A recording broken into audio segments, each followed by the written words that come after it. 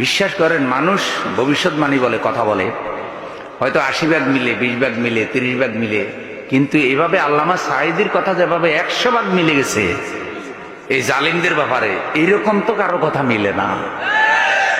আরে তাকে যখন দর্শনকারী বানিয়েছে, তাকে বানিয়েছে তিনি নাকি লুণ্ঠনকারী, হাইজাকার, ডাকাত, হিন্দু মহিলা নাকি তিনি ঘরে আটকে রেখে দর্শন করছেন। তিনি কেঁদে কেঁদে বলেছিলেন যে আল্লাহ, আমার ইজ্জত সম্মান যারা নষ্ট করছে, তুমি তাদেরকে মৃত্যুর আগে এমন অপমান করিও যেন তারা তাদের কর্মের পাওনাটা পায়। এখন ছেলেরা দেখি যে সুর এগুলা যে সোরের মতো হাঁটতেছে, এগুলারে দিয়ে হুজুরের কথাটা অডিও যোগ করে দিয়ে ভিডিও বানাইছে। আমি এটা দেখে কিছুক্ষণ কানলাম।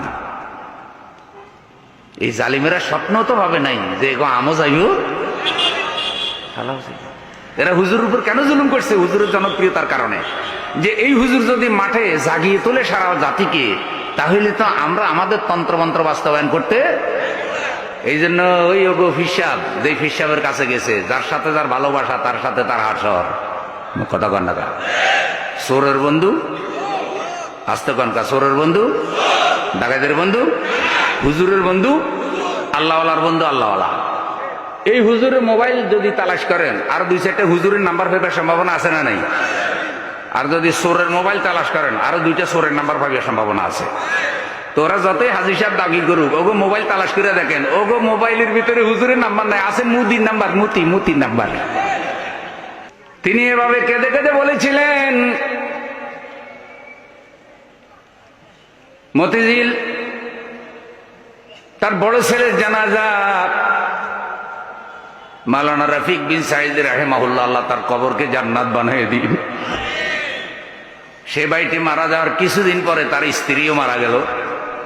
এখন মাওলানা রফিক বিন সাঈদ ছেলে মেয়ের জন্য মা বাবা আর কেউ রইল না, ইতিম হয়ে গেছে। কিন্তু তখন আল্লামা সাঈদী জীবিত।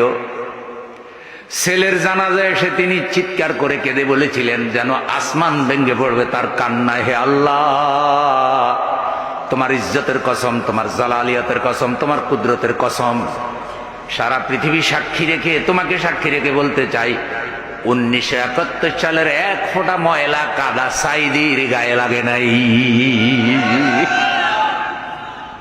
ওরা অভিশাপের নিয়ে টিটকারি করতো, যে অভিশাপ টিটকারি করতো ওরা। শেষ পর্যন্ত আল্লামা সাঈদী তো শহীদের মর্যাদা নিয়ে চলে গেছে, এবং মানুষের অন্তরে আল্লামা সাঈদীর জন্য দোয়া আছে না নাই? যেদিন ইন্তেকাল করলো, মানুষের আবেগ ছিল একটা জানাজা দেবে। ইন্তেকাল তো করে নাই, পরিকল্পিত হত্যা করছে ভাই। এইসব বিচারও আল্লাহ করবে কি করবে না? কি লাভ রে ভাই? 2 দিন পরে তো তুমিও মারা যাইবা, 2 দিন পরে তুমিও কি